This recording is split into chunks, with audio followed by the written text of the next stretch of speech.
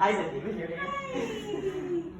Okay, so today's workout is called Farmer's Wife. So we're doing a 5x5 bench press. And the Farmer's Wife is because of the heavy farm carry and the chops. So we're chopping wood and carrying hay in today's workout. So 5x5 bench press. For the bench press, you'll lay on the bench. You want to have your spine in a neutral position, so not super arched, but not like pressed against the bench either, just in like a neutral, so there should be a little bit of a gap in your low back, and your feet firmly planted on the ground in your like supine position. You'll take the bar off the rack, and as you lower it down, you'll want your elbows to be at a 45-degree angle, so not super close to your sides, not all the way out at 45 degrees. It should feel like pretty comfortable. So as you lay down, your bar will be over your eyeballs. You take it off the rack and it'll be over your chest. You want to bring it down like to nipple, like at your nipples, and then all the way back up. So that's like kind of where you want the bar to be, not like too high or at your stomach or something. And then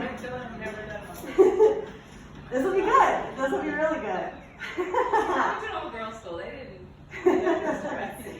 For the workout, we're doing a 100 meters farmer's carry, so it's down the driveway into the Fountain of Youth and back. And you'll carry it on both sides. So I did it with the 25s yesterday. So we have just like the plates, and you want it to be really heavy, so you'll just walk with them on either side. Stand as straight up and down as you can, shoulders down and back, and just carrying it. Oh gosh.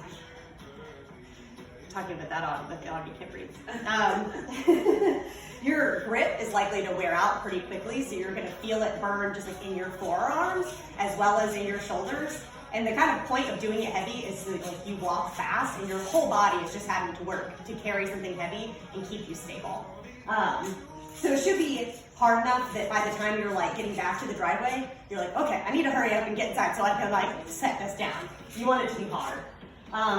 For the reverse fly, these are so hard. We want this to be.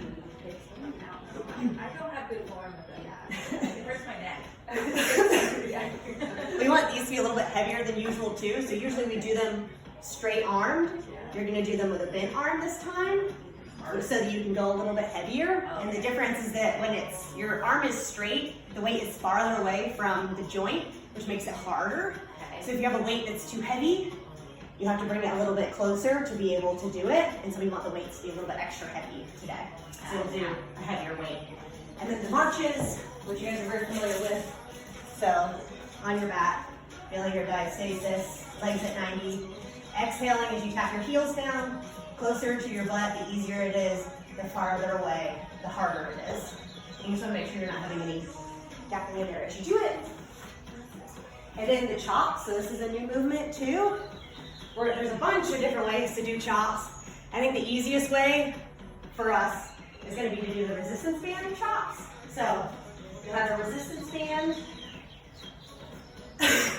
around a steady surface. Hamburger hand, arms straight out, and your legs in like an athletic stance. And you're going to pull it out so there's already a little bit of resistance. And then you're going to exhale as you twist away. Oh, thank you. So you'll exhale as you twist away, and that's the chop.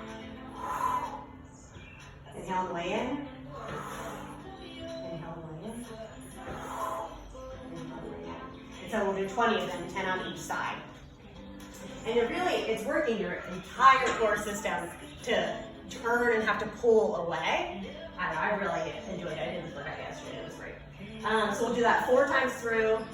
Try to do the movements together as quickly as you can with like maintaining really good form, and then you rest between the rounds.